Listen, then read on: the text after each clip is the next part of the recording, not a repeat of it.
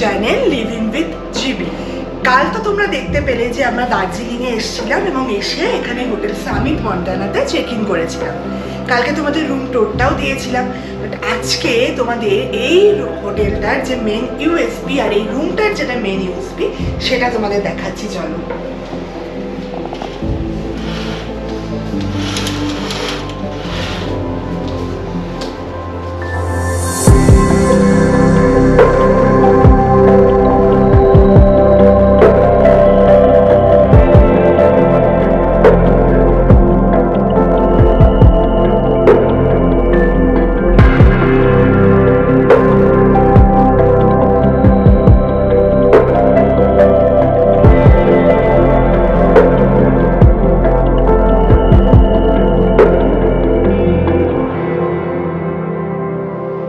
আজকে আমাদের জার্নির এপিসোড 3। গার্গী তোমাদের একটা অসাধারণ কাঞ্চনজঙ্ঘার ভিউ দেখিয়ে সকালবেলা শুরু করেছিল।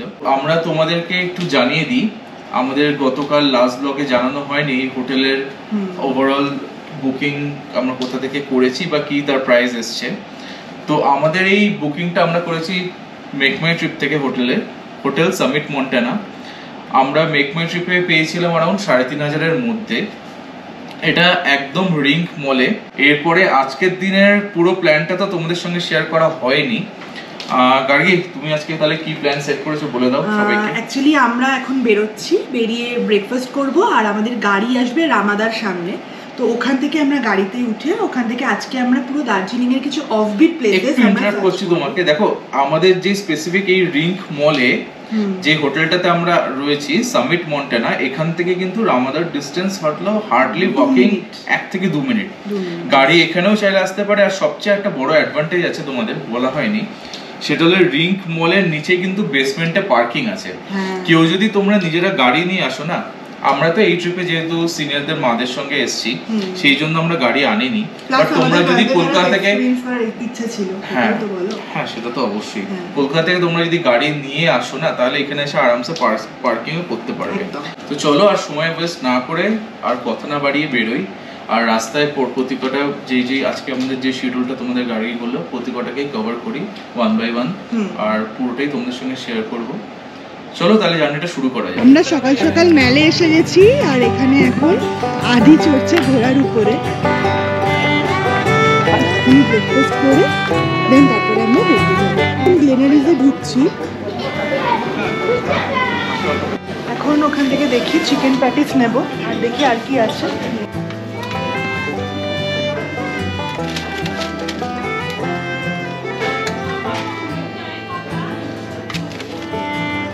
আমরা দার্জিলিং থেকে কিন্তু বেরিয়ে পড়েছি আর আমাদের ফার্স্ট ডেস্টিনেশন হচ্ছে লামাহাট্টা। তো লামাহাট্টা যেতে দার্জিলিং থেকে ডিস্টেন্স হচ্ছে টোটাল 20 কিলোমিটার মতো, আর আমাদের সময় লাগবে ওই 1 ঘন্টা। তো রাস্তার ভিউটা কিন্তু অসাধারণ, একটু দেখে নাও তোমরা রাস্তার ভিউ।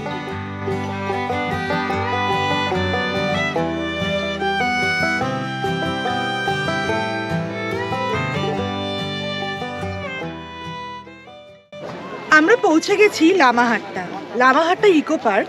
2013 সালে হয়েছিল। আর এখানে ঢুকেই এত সুন্দর একটা ফুলের বাগান।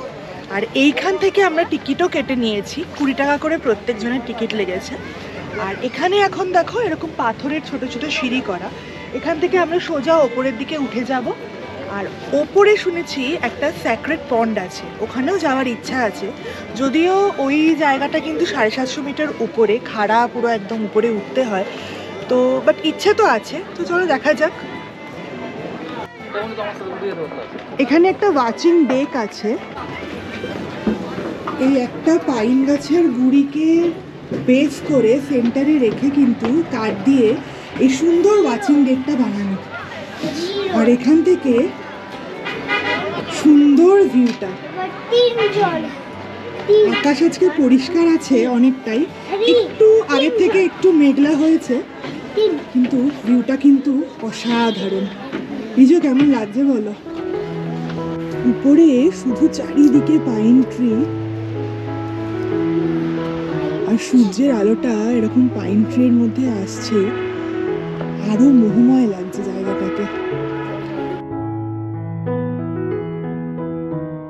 এই দুই সাইডে এরকম সরু সরু বাঁশ গাছ এমন ভাবে আছে ঝুঁকে, যেন মনে হচ্ছে আমাদের গেট বানিয়ে ওয়েলকাম করছে। রাস্তাটাই এত সুন্দর না, হাঁটার কিন্তু কোনো ক্লান্তিও নেই। রাস্তা দিয়ে আস্তে আস্তে উপরে ওঠার মুখে দেখো এরকম পুরো দুদিকে গাছের সরু সরু গাছের সারি, এমনভাবে এরকম করে গেট বানিয়ে রেখেছে আর ছাউনি করে রেখেছে না, কি সুন্দর লাগছে দেখতে। ন্যাচারাল, হ্যাঁ ন্যাচারাল গেট, ন্যাচারাল বিউটি দেখা যাচ্ছে, ন্যাচারাল ওয়েলকাম গেট। দেখো কি সুন্দর। আরে কি সুন্দর না জায়গাটা বাবা। এখনো আমাদের ওই উপরে উঠতে হবে। আসলে এই পন্ডটা সবাই এখানকার যারা স্থানীয় না, তারা বলে ওই পন্ডটা নাকি খুব পবিত্র। তো ওইখানে পৌঁছে যদি ওই পাশের মানে ওই পন্ডটাকে চারিদিকে যদি তুমি একটা পাক নিয়ে নাও আর নিজের মনের যা ইচ্ছা সেটা যদি তুমি বলো, তাহলে বলে নাকি মনস্কামনা পূর্ণ হয়। কিন্তু এগুলো মানে সবই হচ্ছে নিজের নিজের বিশ্বাসের উপর। আমরা ওই বিশ্বাসের থেকেও বড় ব্যাপার হচ্ছে আমরা ওপরে যাচ্ছি পুরো এই লামাহাট্টা ইকোলজিক্যাল পার্কের ভিউটাকে এনজয় করার জন্য, এবং আমরা যেখানে যাই চেষ্টা করি সেখানের পুরোটা মানে যতটুকুনি আছে ততটুকুনি অন্তত চোখে দেখে নিতে।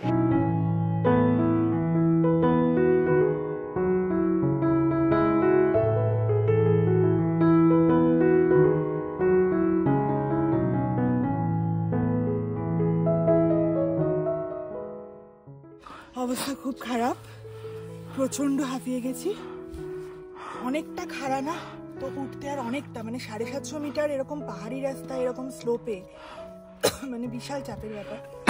চোখ মুখের অবস্থা বুঝতেই পারছো, তার মধ্যে রিজোর বেশি একটুখানি হেক্টিক হয়ে যাচ্ছে, কারণ ওকে পিছে ব্যাগটাও নিতে হচ্ছে, প্লাস আদিকেও ওই হ্যান্ডেল করছে। আমার তো নিজেই আমি উঠছি, আমি খুব একটা ঠিক ভরসা পাচ্ছি না যে আদিকে নিয়ে। বাট ঠিক আছে আদি, হবে তো, পারবো তো? হ্যাঁ একদম। আদি কিন্তু পুরো চাঙ্গা আছে। বড় পাথরে তো একদম 1 2 3 স্টার্ট করেই তো উঠছি বড় পাথরে। ফুল চাঙ্গা, আদির কোনো প্রবলেম হয় না। হচ্ছে না তো বাবা? হয়ে যাবে তো পুরোটা? চ।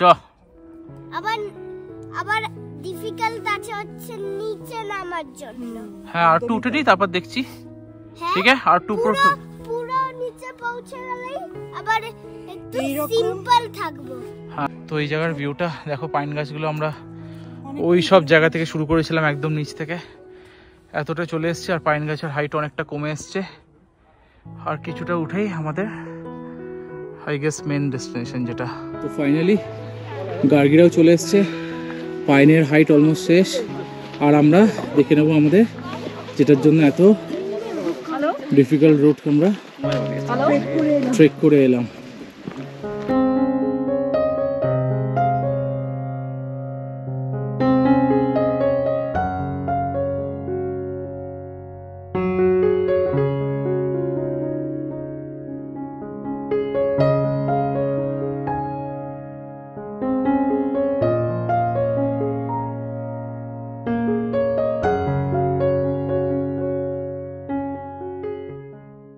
ফাইনালি পৌঁছে গেছি সেই জায়গাতে, পিছনেই ওই সেই সেক্রেট পন্ডটা। তো তোমরা হয়তো ভাবছো যে মা আর মামনি কোথায়, ওদের তো একবারও দেখালাম না, ওদের কন্ডিশন কীরকম। তো ওরা অ্যাকচুয়ালি ওপরে কিন্তু আসেনি, ওরা নিচে আমাদের জন্য ওয়েট করছে। ওদেরকে বলেছি তোমরা বসো, কারণ দুজনের পক্ষেই এই উপরে এরকম ট্রেক করে আসাটা কিন্তু একটু ডিফিকাল্ট হয়ে যেত। তাছাড়া যারা লামাহাটাতে যারা আসে তারা অনেকেই লামাহাটার এই পন্ডটার ট্রেকটা না স্কিপ করে নিজেদের প্ল্যান থেকে, বিকজ একটা তো হলো প্রচুর টাইম টেকিং, আর সেকেন্ডলি প্রচণ্ড হেকটিক, ঠিক আছে? তো সেই জন্য অনেকে স্কিপ করে।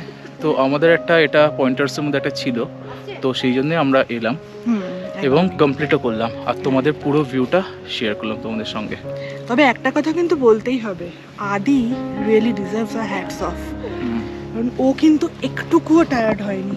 তোমার কেমন লাগলো বলো, এই ডিফারেন্ট যে একটা এক্সপেরিয়েন্স করলাম আমরা, সেটা কেমন লাগলো বলো? খুব ভালো লাগলো। এখানে তাকিয়ে বলো। আবার এখন যাব, কোথায়? আবার নিচে নামতে হবে ওই খাড়া রাস্তা দিয়ে। তোমার কি ভালো লেগেছে? হ্যাঁ। কষ্ট হয়েছে? না না, আমাদের কিন্তু একটু অন্য রকমের একটা এক্সপিরিয়েন্স হলো বলতে পারো। এই ট্রেকিং এর এক্সপিরিয়েন্সটা করার জন্যই কিন্তু আমাদের এইখানে আসার ডিসিশনটা নেওয়া। তো এই ট্রেকটা যে আমরা দুজনে মিলে একসাথে করলাম, সাথে আদিও করলো, আমাদের কষ্ট হয়তো ঠিকই একটু হলো, কিন্তু এনজয়মেন্টটাও কিন্তু ভালোই হলো। ওই নিচে ওইখানটায় গাড়িগুলো রাখা আছে, চলো এগিয়ে যাই, রাস্তাটা দেখি।